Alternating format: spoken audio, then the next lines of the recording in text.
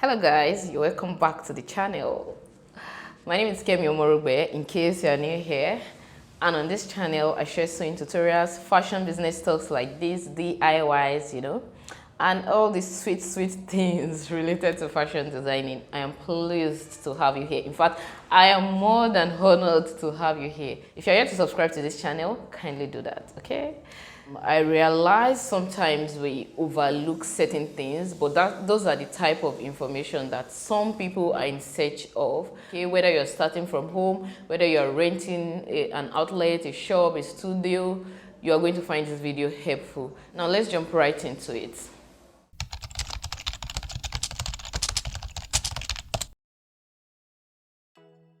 You probably want to set up a fashion business and you're wondering what exactly you need to get you started. You really don't need a lot to start a fashion business. It is one of the businesses that what you need most importantly is your hands, that blessed hands, that skillful hands, and the knowledge you have gained while training in either a fashion school or during your apprenticeship program. Once that is set, trust me, you really don't need a lot more to get you started. Probably you're in that shoe and you have the knowledge and you're just wondering, oh, I don't have this, I don't have that, I don't have that.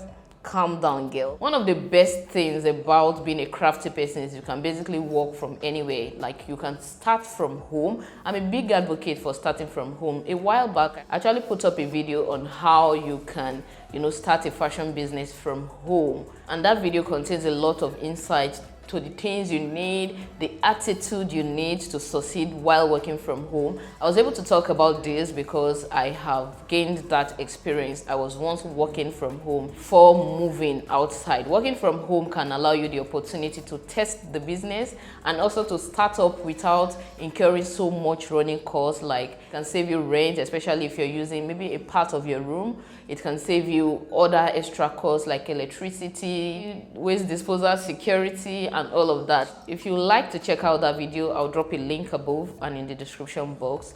You can watch it. So now, what exactly do you need to start up a fashion business? One is your knowledge. It is your skill. Guys, in as much as fashion designing is one of the businesses you can still do without necessarily having the skill, but trust me, people are coming for you. Your tailors, the people you employ, they will take advantage of the fact that you really don't know the business. They will take advantage of that, trust me. And you may even start recording losses that you cannot explain. Guys, know something about the business. Basically, you need that basic knowledge. You may not be the expert at it, but that basic designing knowledge, go learning. Take 3 months, 6 months, 1 month training, get that skill, know what you're doing. Even if you won't be the one in charge of the business, know something about the actual sewing process, construction, pattern drafting, learn that, so that the people you employ won't end up taking advantage of you. Secondly, you need to do some paperwork like registering your business with the business body in your country. In Nigeria, we have the Corporate Affairs Commission, and it's very easy to register with the Corporate Affairs Commission. You can do it yourself. But if you are the type that you're afraid of paperwork, you don't want to get involved, you can contact people to do it. I have a couple of my friends, Vincent Olukoya on Facebook. We also have Suwa Couture. You can check her out on Instagram. They register businesses here in Nigeria. They do both business name registration and they also they can register your company or your school or your brand as a limited liability company. So you can check out these two. I'll drop their names below. Check them out. So otherwise, it's something you can just pick up your phone and start the process by yourself, especially if it's business name registration. So that is on the paperwork side. Before you even start your business name registration, you have to decide on a name for your business. The name must be easy to remember. The name must resonate with your brand. What do you want to be known for? It should be appealing, it should be easy to remember, it should be straightforward, easy to spell. You need to decide on the aspect of fashion designing you want to go into. So you can decide, okay, I just want to make ready-to-wear pieces for working women, or I want to make ready-to-wear pieces for pregnant women, or maybe children ball dresses and all that. Or you can say, okay, what I actually want to do is to make bespoke pieces for people, custom made wears, popularly known as ashwebi here in Nigeria. and all that. So knowing what exactly you want to do with your skill or the type of fashion business you want to set up can help you know exactly what to name your business.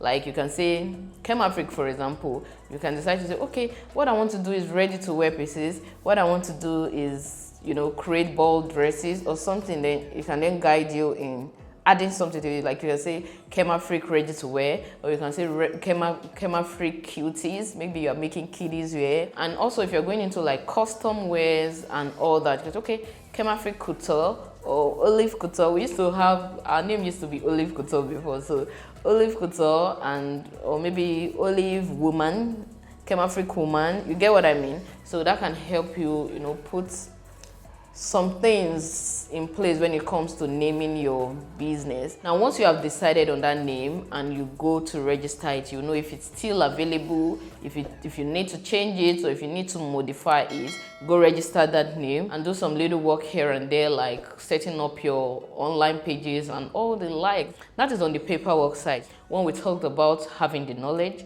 Secondly, we talked about registering your business, deciding on a name and all that. Now let's get on to the actual tools you need to buy. God, you don't need everything, my dear. I still need a lot of things. That's why the fact that we have some here, the list is always endless, guys. So if you're going to start up your business, you don't need to start considering all of those big things and using that as an excuse, okay? You keep postponing it. Guys, just set up a corner of your room, guys. Get a sewing machine. That's the most important thing. So one, get your sewing machine. I personally recommend you get a manual sewing machine as a beginner, because in a country like ours where the electric power supply is not guaranteed, so you need something that can allow you to still work even if there is no power supply. Another important tool you need to get is your table, your cutting table. You don't want to be hurting your back while trying to cut on the floor. I agree, some styles may need you to get on the floor and get the job done. I do that a lot of times, but you need a table. It just makes your work more convenient, and maybe it's a high stool where you can sit on while working. It just makes the entire process softer. You're all for the soft life.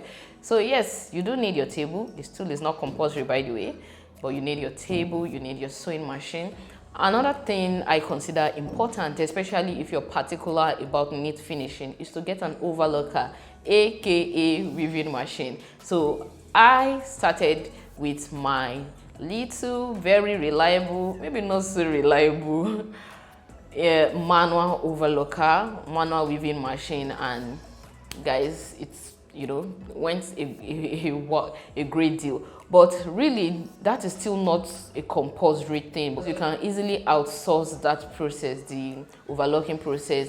What I used to do before I had an overlocker then was to, finish sewing the entire clothes, maybe have a couple of them, then I take it to the market. There are people in most markets that can weave for you. You pay them just a token to get that job done. So that is really still not a limitation in case you're working on a budget. Just get your sewing machine, get your table, and also the simple sewing tools like scissors, your measuring tape, your chalk, pattern papers, tracing wheel. Those are small tools that your pattern curves, your curves, your tracing wheel can come in a set, and you can get a set as low as 6,000 naira on Jumia or Konga if you're in Nigeria.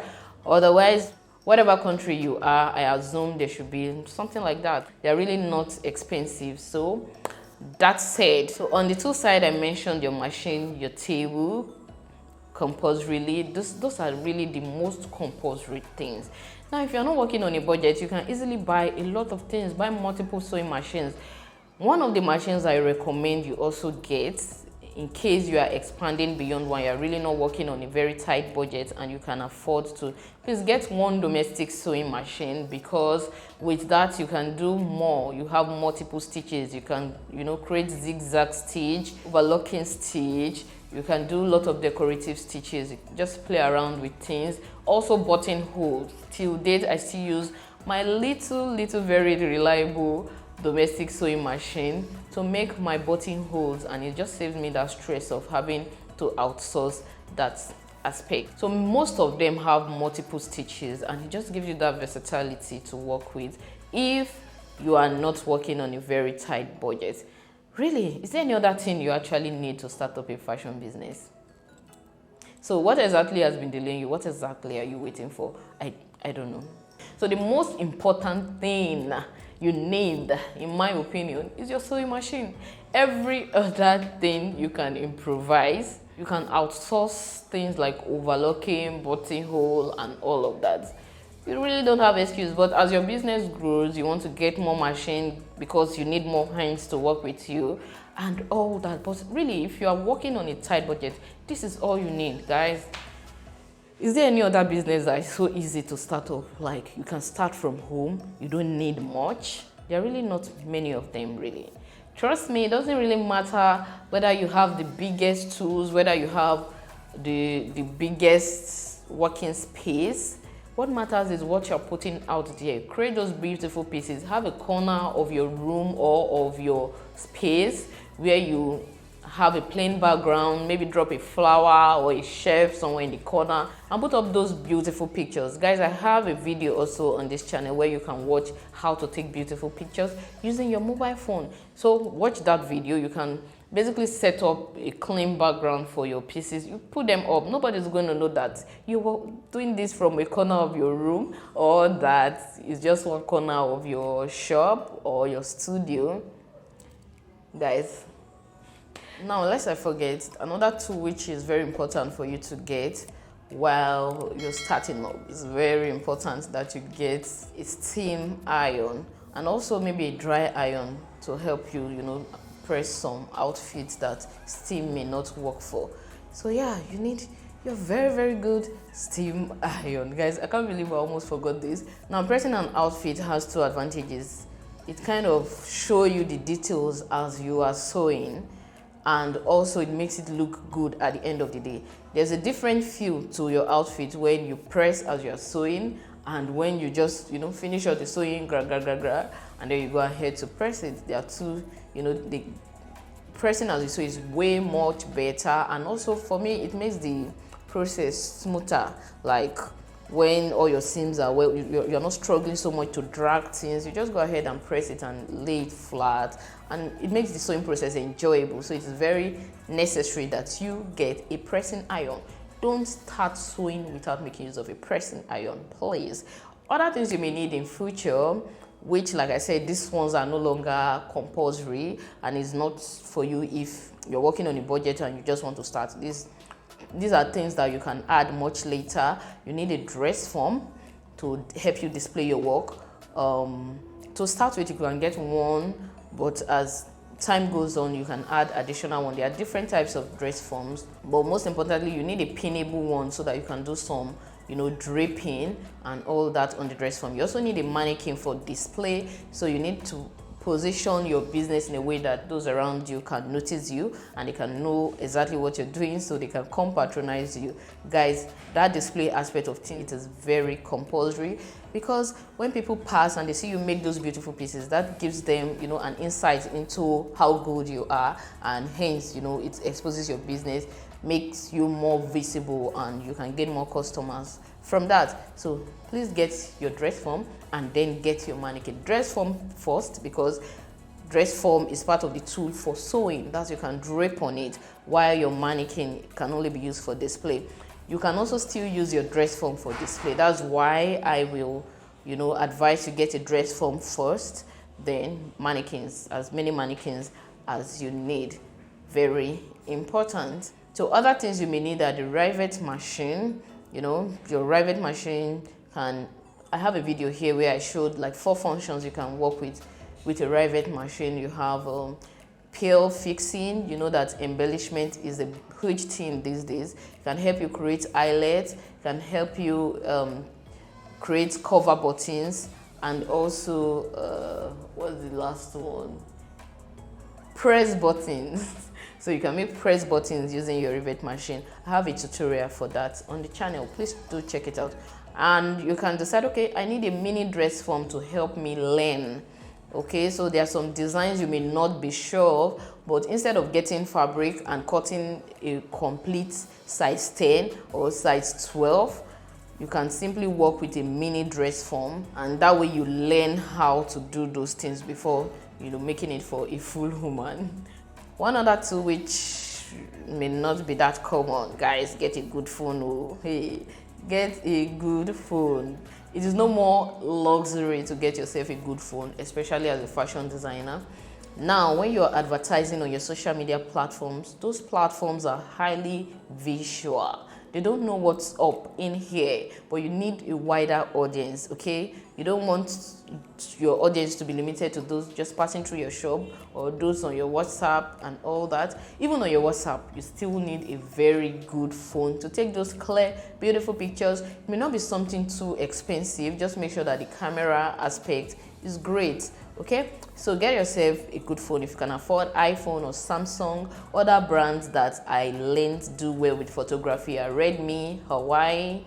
I learned those ones. I haven't used them, but I was told they are also good with pictures and maybe videos as well also. But if you can afford a camera, all good and fine, get yourself a good camera. But you need, is like I said, is not a luxury again. It is now a necessity for business, because your business needs to go global and you are not everywhere. You need to put something out there. I know this video is like everywhere because I really don't have a script for this. I'm just, you know, jumping here and there, guys. Now, we'll also advise that you learn other things aside your knowledge in fashion designing. So learn basic accounting, you know, bookkeeping and recording your sales and all that.